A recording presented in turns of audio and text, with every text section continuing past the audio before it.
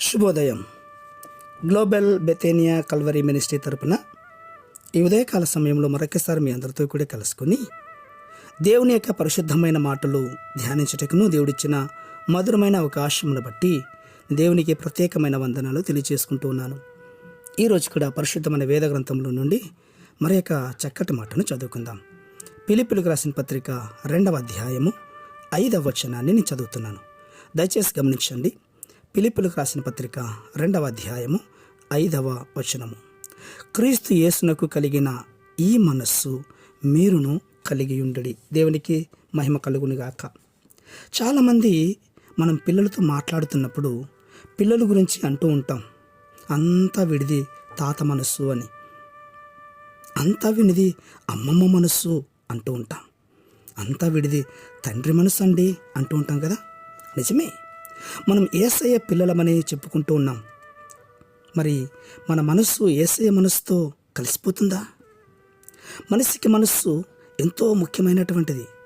మనస్సులో నుంచి పుట్టే భావాలు కూడా శరీరం అనుసరిస్తుంది. ప్రియులారా, కొంతమందికి మంచి మనస్సు ఉంటుంది, మరికొంతమందికి చెడు మనస్సు ఉంటుంది.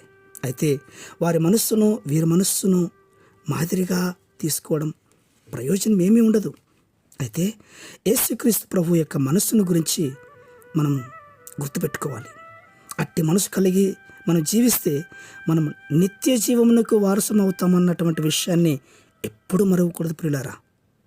అందుకోసమే యేసుక్రీస్తు వారు ఈ లోకానికి తన మనస్సును కలిగి ఉండమని ఆజ్ఞాపిస్తున్నాడు. ప్రియులారా, మన కోసం ఆయన ఈ లోకంలో సమస్తము ఖాళీ చేసుకున్నాడు. కానీ ఆయన ఖాళీ అయిన దేవుడు కాదు. ప్రకటన 4:8 అంటున్నాడు, భూత వర్తమాన భవిష్యత్ కాలములలో ఉండు సర్వాధికారియగు దేవుడు అని. పరిశుద్ధుడు పరిశుద్ధుడు పరిశుద్ధుడని మానక రాత్రింబవలు దేవదూతల చేత పొగడపడుతున్నటువంటి దేవుడు అని. ఆ సర్వాధికారి అయినటువంటి దేవుడు ఈ భూమి మీద ఆయన వచ్చినప్పుడు ఆయన తన్ను తాను ఖాళీ చేసుకున్నాడు.